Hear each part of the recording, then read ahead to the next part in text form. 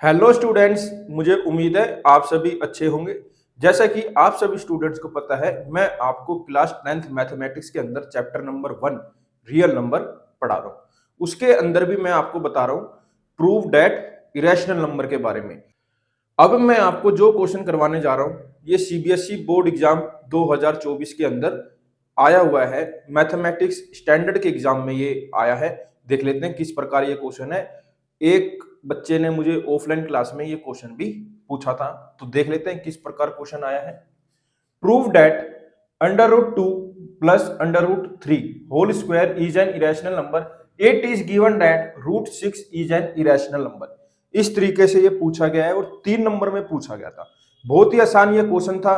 अब आप देख रहे हैं ये क्वेश्चन एनसीईआरटी बुक के अंदर नहीं है, फिर भी ये पूछा गया है। मेरा कहने का मतलब है, जरूरी नहीं है जो एनसीईआरटी में है वही पेपर में आएगा, उससे अलग भी पेपर में आ सकता है।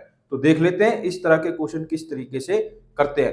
हालांकि इस तरह के कम से कम मैं 20 क्वेश्चन करवा चुका हूं, बिल्कुल सेम पैटर्न है। इन क्वेश्चंस को बच्चे याद करते हैं, लेकिन मैंने आपको समझाया कि इनको कैसे करना है। तो चलिए स्टार्ट करते हैं।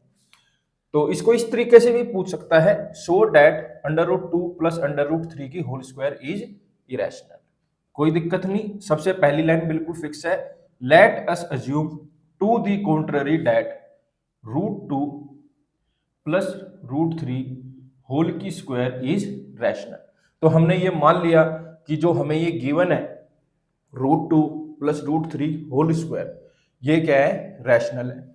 अब हमें ये बात अच्छे से पता है, जो रैशनल नंबर होते हैं वो नंबर होते हैं जिन्हें हम p अपॉन क्यू की फॉर्म में लिख सकते हैं। बस शर्त ये है क्यू जीरो नहीं होना चाहिए। तो यहां पर हमने लिख दिया रूट 2 प्लस रूट 3 की होल स्क्वायर। अब हमें कुछ नहीं करना, जस्ट इस होल स्क्वायर को खोलना है। तो यहां पर मैं फॉर्मूला भी लिख देता हूं। a प्लस बी की होल स्क्वायर क्या होता है बेटा, ए स्क्वायर प्लस में बी स्क्वायर प्लस में 2ab। अब ये मैंने उन बच्चों को लिए लिखा है जिन बच्चों को ये फॉर्मूला नहीं आता। तो बेटा इतनी बेसिक नॉलेज तो आपको होनी चाहिए। तो खोल लेते हैं इसको। रूट 2 की स्क्वायर प्लस रूट 3 की स्क्वायर प्लस में 2a और यहां पर लिख देंगे b is equal to a upon में b। अब इसको सोल्व करते हैं तो ये आएगा 2, ये आएगा 3 प्लस में 2, ये आ जाएगा अंडर रूट में 6 is equal to a upon में b। 2 प्लस 3 करूंगा तो क्या आएगा बेटा 5 प्लस में 2 root 6 is equal to a upon में b।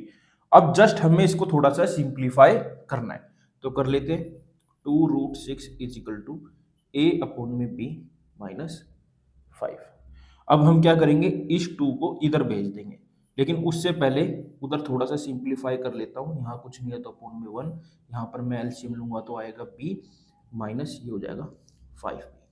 तो यहाँ पर आ गया under root 6 is equal to a minus 5b upon में, ये यहाँ पर मल्टीप्लाई में उधर जाके डिवाइड में आ जाएगा। तो ये आ गया। तो हमने देखा under root 6 is equal to a minus 5b upon में 2b आ गया। हमने देखा ये एक रैशनल नंबर है, ये एक इरेशनल नंबर है। अब आप खुद बताओ, कभी ऐसा हो सकता है रैशनल नंबर बराबर आ जाए इरेशनल नंबर के? नहीं हो सकता। तो यहीं पर ये कॉन्ट्राडिक्शन अराइज होगी। इसलिए हम ये कहते हैं कि रूट 2 प्लस रूट 3 की होल स्क्वायर क्या है, इरेशनल नंबर है। प्लस हमें ये बात यहाँ पर गिवन भी है कि रूट 6 क्या है, इरेशनल। देखो ये लिखा, it is given that root 6 is irrational. तो कुछ बच्चे क्या करते हैं, इसको यहीं छोड़ देते हैं। नहीं बेटा, हमें इसको आगे भी करना है। आगे हमें 2-3 लाइनें लिखनी पड़ती है। जैसे कि since a and b are integer, जो a और b क्या है बेटा, वो इंटीजर है। जबकि a माइनस 5b अपॉन में 2b, जो ये वाला पार्ट है, आरएचएस वाला पार्ट है, ये क्या है बेटा, रैशनल है। तो उस हिसाब से क्या होना चाहिए, रूट 6 भी रैशनल होना चाहिए। लेकिन हमें तो ये गिवन है कि रूट 6 क्या है, इरेशनल। तो यहां पर क्या हुआ, कॉन्ट्राडिक्शन अराइज होगी। But contradict the fact that root 6 is irrational. This contradiction has arisen because of our incorrect assumption that root 2 plus root 3 की whole square is rational. So we conclude that, तो अब हम ये कह सकते हैं √2 plus √3 की होल स्क्वायर क्या है, इरेशनल है। क्या है बेटा ये, इरेशनल। मुझे उम्मीद है मैंने ये क्वेश्चन कैसे सोल्व किया आपको जरूर समझ आया होगा। बेटा आप इस क्वेश्चन को बिल्कुल भी हल्के में नहीं ले सकते। क्यों? क्योंकि ये सीबीएसई 2024 मैथमेटिक्स स्टैंडर्ड के पेपर में आया हुआ है। मेरे साथ ऐसे ही जुड़े रहिए, मैं आगे भी आपके लिए ऐसे ही अच्छी अच्छी वीडियो बनाता रहूंगा। Thank you for watching.